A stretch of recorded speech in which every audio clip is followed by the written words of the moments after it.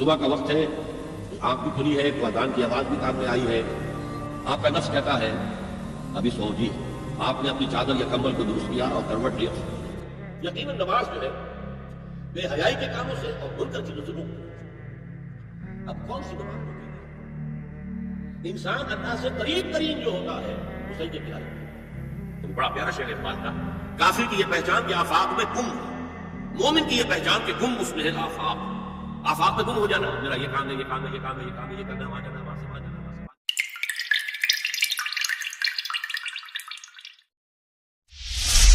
لا إله إلا الله محمد رسول الله۔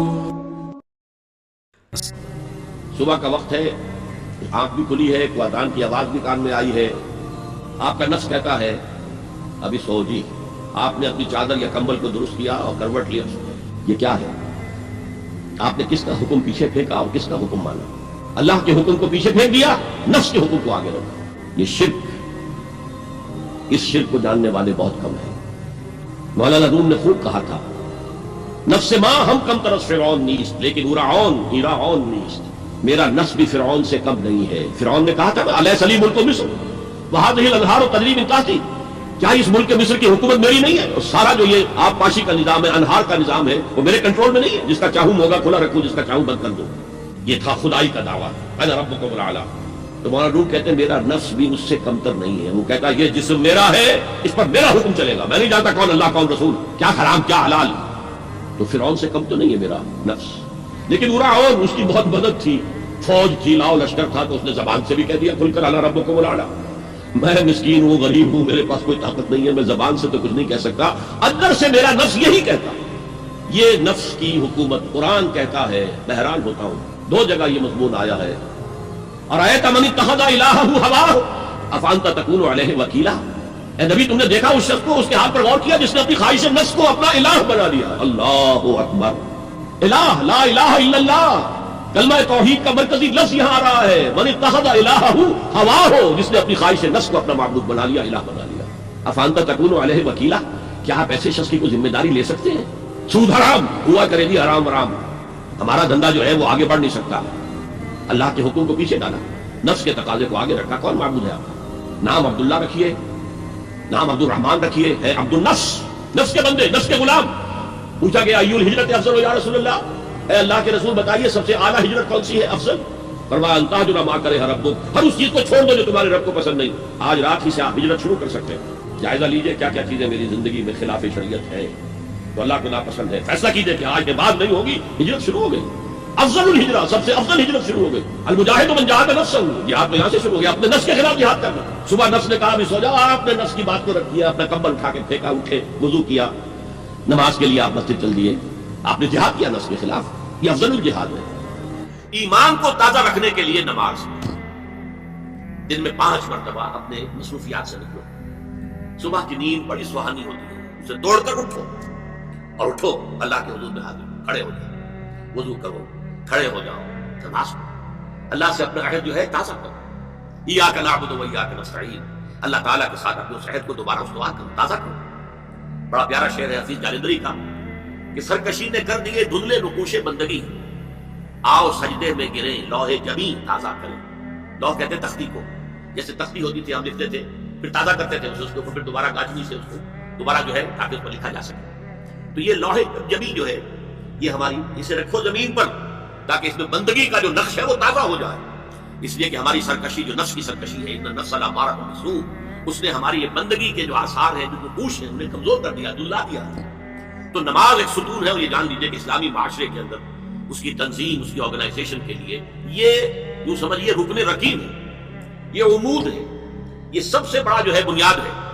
اب آپ کو معلوم ہے کہ اسلامی معاشرے ایک فرد ہے مسلمان، اس کی زندگی بھی اگر وہ نمازی ہے اور نماز کا حق ادا کرتا ہے، اس کی زندگی گویا کہ نماز کے گرد گھومتی ہے، اس کا سارا نظام الاوقات جو ہے نماز کے حوالے سے طے ہوگا۔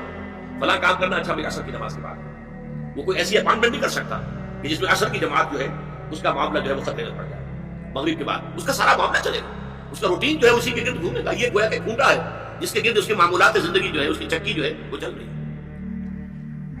ان الصلاۃ تنہی عن الفحشاء والمنکر، یقیناً نماز جو ہے بے حیائی کے کاموں سے اور منکر چیزوں سے روکتی ہے۔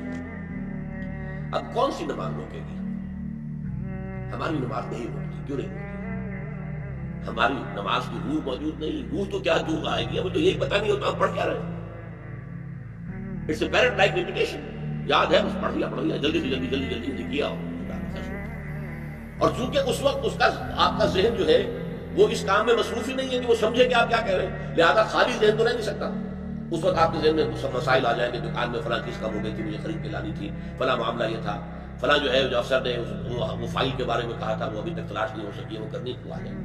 اس لیے کہ دماغ جو ہے خالی نہیں رہ سکتا۔ جب آپ کا دماغ نماز کے اندر انوالوڈ نہیں ہے تو وہ کیوں رہ نہیں سکتا اس دماغ میں، پھر وہ چیزیں آپ کیا ہیں اسی کے اوپر آپ کھڑے ہو کر زبان آپ کی پڑھ رہی ہوگی اور دماغ کہیں اور ہوگا۔ ایک تو وہ ہمارے یہاں کہاوت ہے کہ ہتھ کارول اور دل یارول، یہاں یہ ہے کہ زبان نماز کی طرف اور دماغ اپنے دھندوں کی طرف، تو وہ نماز کیا اثر ہے؟ لیکن نماز کی روح موجود ہے، اس میں حضور ہو کہ میں کھڑا ہوں اللہ کے حضور میں، سجدہ کرے تو محسوس کرے کہ میں نے اللہ کے قدموں میں اپنا سر رکھ دیا۔ یہ کیفیت نماز کی ہے کہ یقیناً وہ انسان کے کردار پر اثر انداز ہوگا۔ اسی لیے آگے ہم چل کر جب پڑھیں گے تو آتا ہے وَاسْتَعِینُوا بِالصَّبْرِ وَالصَّلَاةِ، سختیوں کا مقابلہ کرنے کے لیے مدد حاصل کرو صبر سے اور نماز سے۔ جوڑ دیا صبر کو نماز سے، اور اس سے تمہیں در حقیقت قوت حاصل ہوگی سختیوں کا، نامساعد حالات کا مقابلہ کرنے کا۔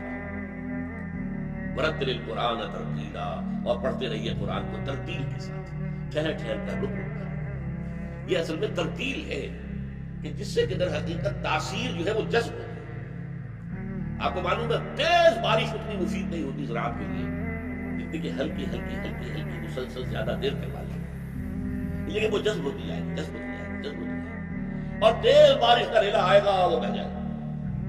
لہذا قرآن کو تھوڑا تھوڑا رک رک کر پڑھنا۔ الحمدللہ رب العالمین، اب رکو غور کرو کیا کہا ہے، کیا الفاظ ہے، کیا معنی ہے۔ الرحمن الرحیم، پھر رکو سوچو کیا پڑھا، کیا الفاظ ہے، کیا معنی ہے۔ اس طرح رک رک کر ترتیل سے کریں، اس کا نتیجہ کیا ہوتا ہے، یہ دل میں جذب ہوتا ہے۔ جیسے میں نے کہا کہ ہلکی بارش جو ہے وہ زمین میں جذب ہوتی ہے، اور زمین کے اندر جو رویدگی ہے، جو چھپی ہوئی ہے، اس کے خزانوں کو نکال کر باہر لے آتی ہے۔ اسی طرح قرآن کا رک رک کر، ٹھہر ٹھہر کر، سمجھ سمجھ کر، یہ ہے رفتہ رفتہ ساتھ ساتھ وہ کیفیات بھی وارد کرنا اپنے اوپر۔ اس سے پھر اندر وہ قوت ابھرتی ہے روحانی، قلب کی گہرائیوں سے جو چشمے ابلیں گے طاقت کے، استقامت کے، ہمت کے، اس کا بندہ نہیں کر سکتا۔ اور یہ نماز جو ہے در حقیقت بندے کا تعلق اللہ کے ساتھ استوار کرنے کا سب سے بڑا ذریعہ ہے، اس لیے کہ ہمارے معمولات جو ہیں وہ ہمیں اللہ سے غافل کر دیتے ہیں، ہم گم ہو کر رہ جاتے ہیں۔ وہ بڑا پیارا شعر ہے اقبال کا، کافر کی یہ پہچان کہ آفاق میں گم ہے، مومن کی یہ پہچان کہ گم اس میں ہے آفاق۔ آفاق میں گم ہو جانا، میرا یہ کام ہے، یہ کام ہے، یہ کام ہے، یہ کام ہے، یہ کرنا، وہاں جانا، وہاں سے وہاں جانا، وہاں سے وہاں جانا، ایک چکر ہے، ایک روٹین ہے، انسان گم ہو گیا، کہاں خدا کا خیال، کہاں آخرت کا خیال، آئے گئی گم ہو گیا۔ اور ایک وہ ہے کہ جو گویا کہ دنیا میں رہتا ہے، بازار سے گزرا ہوں، خریدار نہیں ہوں، دنیا میں رہو اور دنیا میں گم نہ ہو جاؤ، بلکہ دنیا تمہارے اندر آ جائے، تمہارے قابو میں آ جائے، تمہارے تابع ہو جائے، تمہارے سارے معمولات تمہارے اپنے فیصلے کے، تمہاری خودی کے تابع ہو جائے۔ الذکر، سب سے بڑا ذکر قرآن، لیکن سب سے جامع ذکر نماز۔ اس کا مطلب کیا ہے؟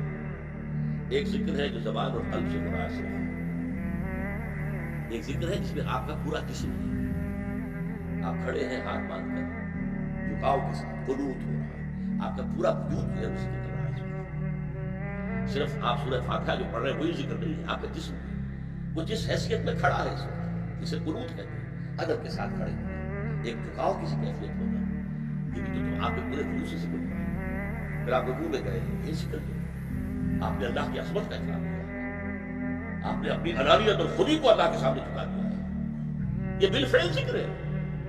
اور پھر جب آپ سجدے میں گئے، آپ نے اپنے پورے وجود کو اللہ کے سامنے جھکا دیا، پیشانی جو انسان کی عزت کا سب سے بڑا مقام ہے، سب سے اونچا، خاک میں رکھ دیا ہے، یہ اللہ کے قدموں پر رکھ دیا ہے، اپنی خودی کی نفی، اپنی انانیت کی نفی، یہ ساری اسی لیے کیا کہا گیا ہے، اقرب ما یکون العبد الی اللہ فی السجود، انسان اللہ سے قریب ترین جو ہوتا ہے وہ سجدے کی حالت میں، جو ہمیں اللہ سے دور کرنے والی شے ہماری انانیت، میں، میری مرضی، میری اپنی، میری سوچ، میرے مفادات، میری ملکیت۔